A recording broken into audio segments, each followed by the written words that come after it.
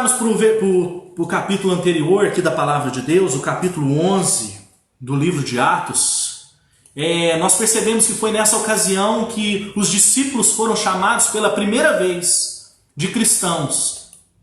Foi nesse contexto lá na Antioquia que os discípulos de Jesus, o povo de Deus, foi chamado de cristãos pela primeira vez. A pregação da verdade, a pregação do Evangelho, a pregação de Jesus, aquilo que Jesus tinha feito no meio do povo, estava sendo espalhada, e as conversões em massas vinham acontecendo naqueles dias. O versículo 21 do texto aqui, do capítulo anterior, fala o seguinte para nós: a mão do Senhor estava com eles, e muitos, crendo, se converteram ao Senhor. Então estava acontecendo ali conversões. A palavra de Deus estava sendo anunciada e pessoas estavam se voltando a Deus, pessoas estavam encontrando com o Evangelho, se rendendo a Jesus, pessoas estavam se convertendo ao Senhor.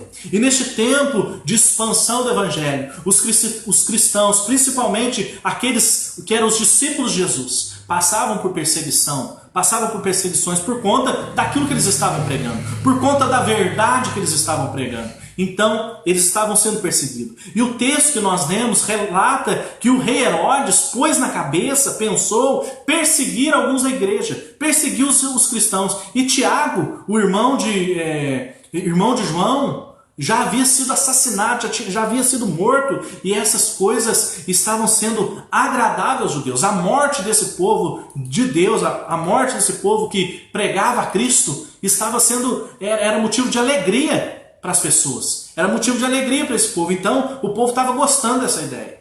Tiago já tinha sido morto e o pessoal estava se agradando disso. E por isso o rei Herodes fica mais uma vez, fica muito mais motivado, fica com muito mais motivo de praticar essas coisas. Isso alimenta o coração dele, a vontade dele de poder perseguir ainda mais os cristãos. E Pedro, o discípulo de Jesus, também estava preso. O texto que nós lemos relata isso. Pedro estava preso. E a situação de Pedro mostrava-se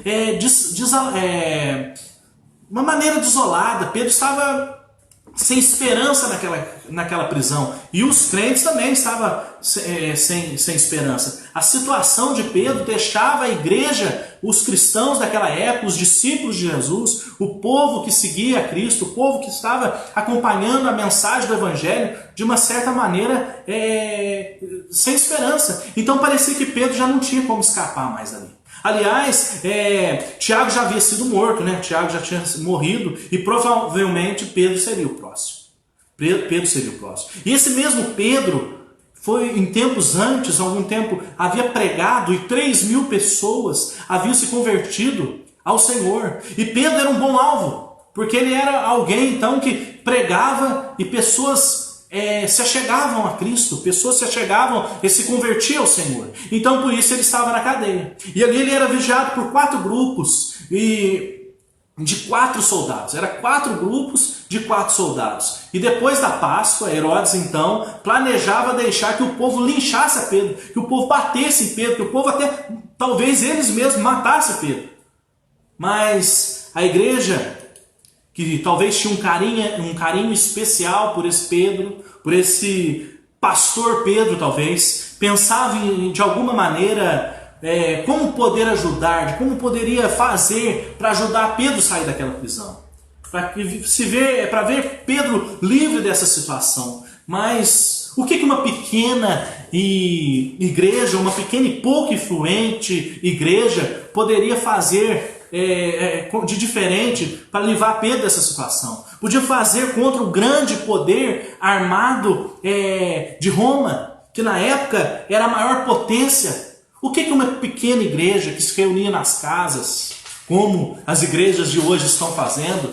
Você está reunido na sua casa, ouvindo essa mensagem, você está reunido na sua casa, em oração, lendo a Bíblia. Essas igrejas, como que uma pequena igreja reunida na casa de uma senhora lá poderia fazer diferença poderia tirar Pedro da cadeia. E o interessante, irmãos, é que os crentes daquela igreja, os cristãos ali, eles não foram para a rua organizar uma passeata, uma revolução popular. Eles também não montaram na porta daquela cadeia uma tenda, um acampamento e gritavam naquele lugar: Pedro livre! Eles não faziam isso. Eles não estavam fazendo isso. Também eles não fizeram um boneco inflável de Pedro, dizendo que Pedro era o herói daquela nação, que Pedro era o herói daquela terra. Outra coisa que eles também não fizeram foram chamar Pedro de mito. Outra coisa que eles também não fizeram foram montar, fazer espadinha com a mão e fazer uma revolução contra Pedro.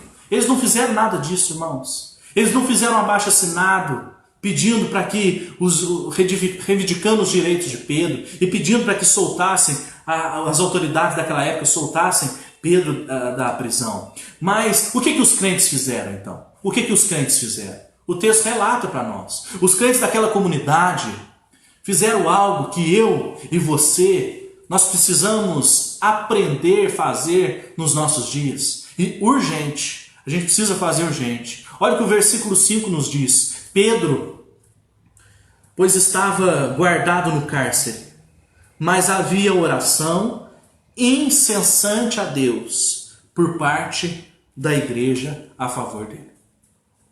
Pedro estava preso, mas a igreja estava orando incessante por conta de Pedro. A igreja estava orando, a igreja se reuniu naquele lugar para orar a favor de Pedro, para orar a favor da realidade que Pedro estava vivendo. A oração que fez uma grande diferença, a oração estava fazendo diferença e ia fazer diferença. Eles acreditavam nisso, eles buscavam e buscaram o soberano Senhor, o Salvador do universo, pois eles acreditavam no poder da oração. Eles acreditavam que se eles orassem, Deus poderia ouvir e responder a oração, fazer algo naquelas vidas. E você que está assistindo essa transmissão, você que está na sua casa, acompanhando esse momento aqui com a gente, você acredita no poder da oração? Você acredita no que a oração pode fazer na sua vida? Você acredita que a oração pode transformar vidas, pode transformar situações? É necessário, irmãos, que para nós, que somos a igreja de hoje, acreditarmos mais no significado e na importância da oração. Nós precisamos entender que uma igreja que ora é uma igreja poderosa, uma igreja fervorosa, uma igreja eficaz e uma igreja transformadora. Uma igreja que ora é uma igreja que transforma. Vidas que oram, irmãos que oram, pessoas que oram. É pessoas que estão dispostas a viver uma vida transformada. E viver num mundo, transformar o mundo. Então, a oração é a maior força, eu creio que a oração é a maior força que atua na terra. Uma igreja, irmãos, de joelhos no chão, uma igreja que ora, tem mais poder que um exército. Então, irmãos, sendo assim, algumas coisas chamaram a atenção em relação a essa reunião de oração dessa igreja. E o tema que eu quero compartilhar com vocês, que nós já falamos aqui, é a oração que transforma. E a oração que transforma, irmãos, apesar de nós termos lido todo esse texto aqui, e vamos ler mais ainda, a partir do versículo 9 daqui a pouco, mas eu quero focar no versículo 5, que é tremendo para nós, que é grandioso para nós. O versículo 5 diz que Pedro, pois, estava guardado no cárcere, mas havia oração incessante a Deus, por parte da igreja a favor dele. Então, irmãos, a oração que transforma é aquela oração que é direcionada a Deus, aquela oração que é focada em Deus, aquela oração que é destinada a Deus, aquela oração que é designada a Deus. Havia oração incessante a Deus. Os crentes direcionavam seu clamor a Deus. Os crentes direcionavam a sua oração a Deus, ao soberano Senhor, ao poderoso Senhor. E nossa oração tem que ser direcionada a esse Deus. A minha oração, irmãos, e a sua oração precisa ser direcionada a esse Deus. Então, orar, eu creio que orar é se conectar ao altar, se conectar com o trono de Deus. Orar, irmãos, é unir a nossa fraqueza humana, a nossa pequenez, a grandeza, a onipotência, a grandiosidade de Deus. Irmãos, orar é associar ao mais forte. Orar, irmãos, é a gente nos unir àquele que tem poder. Porque, de fato, nós não temos. Então, orar, irmãos, é juntar-se a Deus. É nos unir à nossa fraqueza, à grandiosidade de Deus, à força de Deus. Orar é entrar na sala do trono e falar com aquele que tem as rédeas da humanidade, que tem o poder da história em suas mãos. Orar é conversar com esse homem. Orar é falar com o Senhor, com Deus, com Jesus. E orar é conspirar também contra os poderes das trevas e posicionar-se acima dos poderes terrenos e buscar socorro naquele que tem o seu trono nos céus, que é nosso Deus, o Criador, aquele que nos salvou. Então, foi a esse Deus que a igreja estava orando. Foi a esse Deus que aquela igreja se reuniu e clamou pela vida de um membro daquela igreja. Foi direcionada a Deus. Foi a esse Deus que a igreja clamou pela vida do irmão Pedro, que estava preso. Eu sei que você é uma pessoa que ora. Eu sei que se você escolheu assistir essa mensagem, eu sei que geralmente você é uma pessoa de igreja, você é frequentador de alguma igreja, ou talvez não, mas eu creio que você é uma pessoa que ora. E eu sei também que você crê em Deus. Você crê no Pai, você crê no Filho, você crê no Espírito Santo. Eu sei que você também crê que não existe outro mediador entre Deus e os homens. Eu imagino que você acredita nisso, a não ser Jesus Cristo. Eu sei que você acredita que não há nenhum mediador entre Deus e os homens, a não ser Jesus Cristo. Mas talvez, diante das lutas que tem surgido nas nossas vidas, diante das lutas que surgiram nesses últimos meses, nas nossas vidas, no nosso país, no mundo, você buscou talvez a solução em outro recurso, que não seja o Senhor. Talvez que você tenha buscado ajuda em outro recurso que não tenha sido, e não se lembrou de Jesus. Talvez o impasse da vida financeira, os problemas financeiros que acometeu você nesses últimos dias, fez você buscar ajuda talvez em pirâmides financeiras, em jogos de azar, em loterias, em agiotas, em outras coisas desse tipo, mas não direcionou a sua oração a Deus. Você pode até não se ajoelhar diante de uma estátua, diante de outros deuses, diante de outras divindades, diante de uma escultura, mas em diversas situações da sua vida, da minha vida talvez, que a gente enfrenta no nosso dia a dia, também você não tem se ajoelhado diante do Senhor.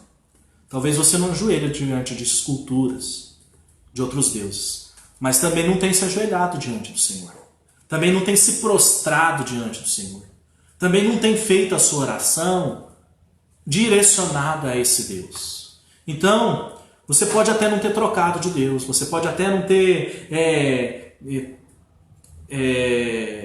voltado para outro Deus, crido em outro Deus, mas você também não tem o seu coração e a sua vida, não tem dado ao seu coração, colocado um espaço no seu coração e na sua vida que pertence a Deus.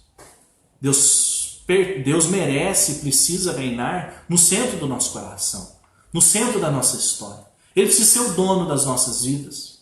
Então, meus irmãos, eu e você, nós precisamos aprender com esse texto e aprender e entender que a oração que transforma é aquela oração que ela é direcionada a Deus, aquela oração que é focada em Cristo. E não substitua, meu irmão, minha irmã, você que está me assistindo, o poder da oração por recursos humanos. Às vezes nós deixamos de fazer muita coisa por conta de recursos humanos. Nós preferimos seguir esse caminho. Mas a palavra santa do Senhor nos diz: sendo assim, todo homem piedoso te fará súplicas em tempo de poder encontrar-te. Com efeito, quando transbordarem as muitas águas, não o atingirão. Nós temos o recurso, meu irmão. A verdade é que nós temos o recurso. E que nós, como homens e mulheres de Deus, nós precisamos fazer direcionar a nossa oração a Deus. As nossas orações àquele que tem poder de responder. Nós precisamos nos direcionar as nossas orações. A oração que transforma, irmãos, também é aquela oração que supera o impossível, que está acima do impossível, que supera as impossibilidades. O mesmo versículo. Pedro estava preso, estava guardado ali no cárcere, mas havia oração incessante a Deus por parte da igreja a favor dele. Era impossível, irmãos, Pedro sair da prisão. Tiago já tinha morrido. Ele seria o próximo. Herodes estava esperando isso, matar Pedro. Mas a igreja se reuniu para orar. A igreja estava reunida para orar. Havia um grupo de irmãos e de irmãs na casa da mãe de João Marcos, clamando a favor de Pedro, a favor dessa situação de Pedro. As circunstâncias, a realidade, eram humanamente irreversíveis. Mas eles oraram, mas eles clamaram. Mas eles estavam buscando a Deus. O problema era insolúvel para os homens. Para os homens. Mas para Deus, eles criam que poderia acontecer alguma coisa. O problema era insolúvel para os homens. Mas eles continuavam orando. O problema era irreversível, a situação era impossível. Mas eles não podiam fazer nada na terra. Não tinha nada que eles fizessem na terra. Não adiantava eles lá bater na porta da cadeia. Não adiantava eles lá brigar. Não adiantava eles fazer nada. Não adiantava fazer revolução. Nada eles podiam fazer. Não tinha outra saída. Mas eles buscaram o auxílio do céu. Eles buscaram o auxílio divino, aquele que poderia socorrer a situação deles. E eles não recuaram frente à aparente impossibilidade. Eles não recuaram. Eles não bateram em retirada. Uma igreja unida em oração, meu irmão e minha irmã, uma igreja que reúne em oração, pode mover os céus, pode abalar o inferno e pode provocar grandes coisas na terra, pode provocar grandes coisas na realidade, libertando cativo das cadeias, libertando escravos do pecado, dos vícios. Uma igreja que ora pode realizar grandes coisas na terra. E a gente precisa aprender com essa igreja que orava. Uma igreja, uma vez que nada é impossível para Deus, e nada é impossível para a igreja também, quando ela se reúne para orar. Não há nada, não há na terra poder mais revolucionário. Nada. Todas as manifestações que você tem visto aí no mundo, no Brasil, por conta de vários outros motivos, racismo, política, qualquer coisa, nada é tão revolucionário quanto uma igreja orando. Eu não dispenso nada que seja importante, irmãos. Mas eu estou falando que a oração dos crentes, a oração da igreja é muito mais importante. Não há poder mais revolucionário que uma igreja que ora, que uma igreja que coloca os seus joelhos, que dobra os seus joelhos e ora, se une ali a Deus, se une ao onipotente, ao poderoso Senhor. Então, Deus me converteu, como o Serginho disse aqui lá de Tamonte, que foi lá conhecer a nossa igreja, Deus me converteu numa igreja que ora.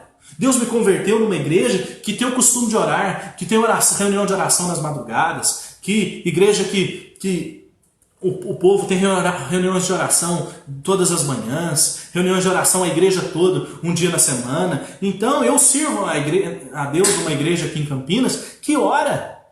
Quando eu cheguei na igreja aqui em Campinas, estava assim: bem-vindo à casa de oração. É uma igreja que ora. Eu sei que você frequenta uma igreja, eu sei que você da igreja aqui da Vila Nogueira, de qualquer igreja que você faça parte, está nos assistindo nessa noite, eu sei que você faz parte de uma igreja que ora.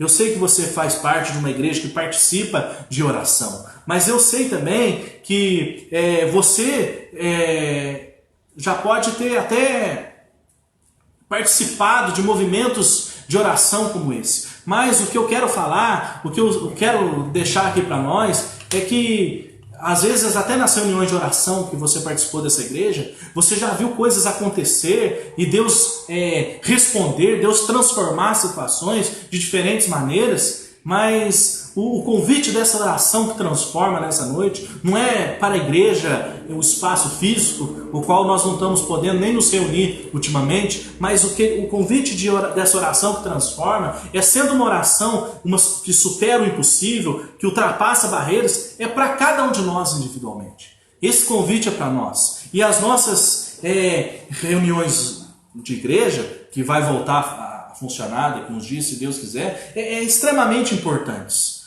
Mas o que eu quero dizer é que tem pessoas, irmãos, tem crentes que não tem uma vida comum de oração, não tem uma vida de oração individual. E tem irmãos que só oram na igreja. E talvez esse tempo que nós estamos vivendo aí de afastamento, de isolamento, talvez a vida de oração esteja fraca, talvez tenha enfraquecido na vida de oração. Mas nós precisamos crer que, de homens e mulheres, crer que existam homens e mulheres que têm uma intimidade com Deus. E a gente precisa aprender a orar. E a gente precisa entender que tem crentes também que só crê na oração de certo tipo de pessoas. Você conhece o crente 6 horas, né? 6 horas por mim, 6 horas por não sei quem, 6 horas por isso. Mas a gente, como crente, e essas orações não são inválidas, são boas e produtivas. Mas nós, como crentes, como filhos de Deus, como servos de Deus, como cristãos, herdeiros da graça de Deus, nós precisamos aprender a orar. A oração que transforma, irmãos, é aquela que supera o impossível. E nós, pecadores que somos, nós deixamos de orar por não acreditar no que Deus pode realizar em certas situações. Nós, como crentes, às vezes, nós cremos em Jesus, mas nós deixamos de acreditar no poder da oração. A igreja do texto, ela cria que Deus supera o impossível e orava incessantemente, orava sem parar. Eu quero fazer outra pergunta para você. Qual que foi a última vez na sua vida que você orou para alguém para que essa pessoa fosse curada de qualquer tipo de enfermidade? Qual foi a última vez que você fez essa oração? Qual foi a última vez que você orou por alguém, ou por você que estava próximo de você, com algum tipo de dor de cabeça, dor, não sei, qualquer tipo de dor, e você direcionou a sua oração a Deus, pedindo a Ele cura, pedindo para que Deus curasse essa pessoa? Qual foi a última vez que você chegou em casa, do trabalho, cansado, é lógico, com dor de cabeça, com dor nas costas, com dor nas pernas, com dor nas mãos, no dedo, com dor nos cílios? Qual foi a última vez que você chegou em casa desse jeito? E, sei lá, mas fez uma oração, em vez de tomar um remédio, você orou por essa situação?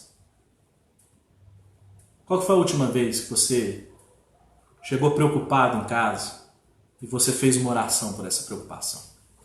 Qual foi a última vez que você colocou essas coisas no altar do Senhor? Sabe por quê, irmãos? Às vezes nós não fazemos esse tipo de oração. É porque nós enxergamos impossibilidades. Porque a nossa visão espiritual é tapada, é fechada.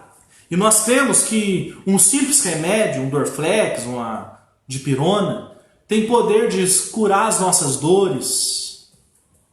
E nós não cremos que o dono das fórmulas, o dono o verdadeiro farmacêutico, nós não cremos que esse verdadeiro dono das fórmulas tem poder de curar as nossas dores, as nossas preocupações. Por isso que às vezes nós deixamos de fazer vários tipos de oração. Porque nós clamamos, nós cremos que nós colocamos impossível. Isso é muito pequeno para Deus. Deus não vai se preocupar com isso. Irmãos, Deus se preocupa com isso, sim. Deus se preocupa com isso. Sabe, meu irmão?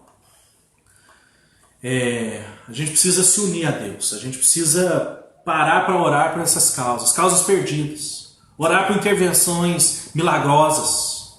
Uma causa perdida que Deus, colocada diante de Deus em oração, Deus não possa responder. Não existe causa perdida para Deus. Na verdade, Deus pode tudo quando Ele quer. Deus, para Ele não existe impossível. E Ele é o Deus que fez no passado, que faz agora no presente e que continuará fazendo. A palavra de Deus sabe que eis que estou convosco todos os dias, até a consumação dos séculos. Deus se faz presente na minha vida e na sua vida. E nós precisamos, meu irmão e minha irmã, aprender a orar. Aprender a orar, falar com Deus, conversar com Deus. E entender que não existe impossível. Nós não oramos porque nós acreditamos que tem coisa que é impossível para Deus. Mas na verdade a oração não tem impossível. O povo de Deus, o povo de Israel, eles viviam em torno de uma promessa que eles receberam dos profetas, o libertador viria para os libertar. O libertador viria para salvar, para resgatar aquele povo das opressões que eles estavam vendo. E eles tinham uma expectativa. Eles tinham expectativa a respeito da vinda do Messias. Eles criam que Jesus viria. Eles tinham essas expectativas. Só que eu creio que o povo de Deus, eles clamavam a Deus, aqueles que eram de povo escolhido de Deus, clamavam por essa vinda, clamavam pelo Messias. Mas Deus supera todas as expectativas. O nosso Deus, o meu Deus, o Deus que nós servimos, ele supera todas as expectativas. Deus envia o Salvador, encarnado na pessoa de Jesus Cristo. A palavra de Deus no Evangelho de João fala que o Verbo se fez carne e habitou entre nós. Então Deus supera as nossas expectativas e traz Jesus para viver conosco. Então, esse Jesus que veio a favor do povo de Deus, ele morreu na cruz por causa dos meus pecados, morreu na cruz por causa dos seus pecados.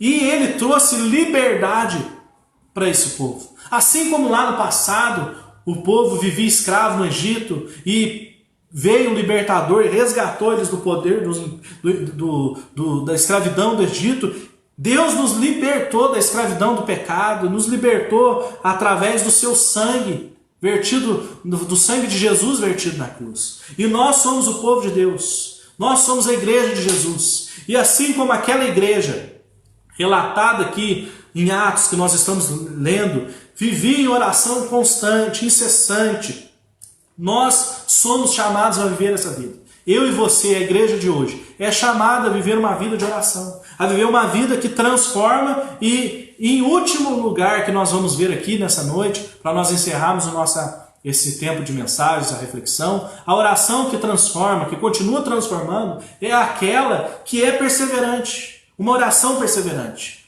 O versículo 5 fala que havia oração incessante a Deus por parte da igreja, a favor dele, a favor de Pedro. Na maioria das vezes, irmãos, nós oramos por desencargo de consciência. Na maioria das vezes, quando alguém pede algum tipo de oração para nós, como você talvez esteja pedindo aí oração aí na nossa página, ou no WhatsApp, no grupo de WhatsApp, às vezes nós oramos talvez uma vez e nunca mais oramos. Ou às vezes, irmão, nós colocamos a mãozinha assim, lá no WhatsApp, e nós nunca mais fazemos a oração. Nós achamos que está tudo resolvido. Mas uma oração que transforma é uma oração que persevera. Você está orando para o irmão com dor de cabeça. E você ora. E você pergunta como está. Está doendo ainda. Continua orando, continua orando, continua orando. Você está orando aí por uma situação difícil na sua vida, financeira. Nós estamos orando aí para essa pandemia acabar. Tudo voltar como era antes. Para tudo voltar ou melhor do que era antes. Talvez no primeiro mês a gente orou bastante. Mas agora a gente parou de orar. A gente desacredita no poder de Deus. A gente precisa continuar orando. A nossa oração, a oração que transforma, é uma oração perseverante. Então naquela igreja havia intensidade no clamor daqueles irmãos. Eles não desistiram. Eles não duvidaram, eles não se cansaram, eles não se fatigaram. Eles permaneceram bombardeando os céus com oração. Eles permaneceram atingindo o céu com oração. Agarrados em Deus ali, como Jacó fez. Eles permaneceram ali firmes com Deus. E é com esse senso de urgência, de perseverança, que nós devemos orar. É com esse senso de perseverança que nós temos que manter as nossas orações. Pedro estava preso, mas a igreja orava por ele incessantemente. A oração da igreja era incessante. E qual é com esse senso de urgência aí, que nós precisamos então, irmãos, continuar clamando na nossa caminhada. Seja para lá qual for o motivo. Tanto a prisão de Pedro, quanto as orações da igreja, duraram ali vários dias. Eram os dias da Páscoa, Pedro estava na prisão ali havia 7 dias. E durante todo esse tempo a igreja permaneceu orando, permaneceu perseverando em oração. Entretanto a igreja orou e Deus agiu. As ações da terra movem as intervenções do céu. Então, irmãos, há uma conexão entre o mundo material e o mundo espiritual. há uma conexão entre o nosso mundo e Deus. Há uma conexão entre a minha oração a Deus. Há uma conexão quando você faz a sua oração e Deus. Então, meus irmãos, Deus agiu. Deus agiu. E a gente precisa entender. Os versículos 6 e 8 diz assim, ó. Quando Herodes estava para apresentá-lo naquela mesma noite, Pedro dormia entre 2 soldados acorrentados com 2 cadeias e sentinelas à porta. E sentinelas à porta guardavam o cárcere.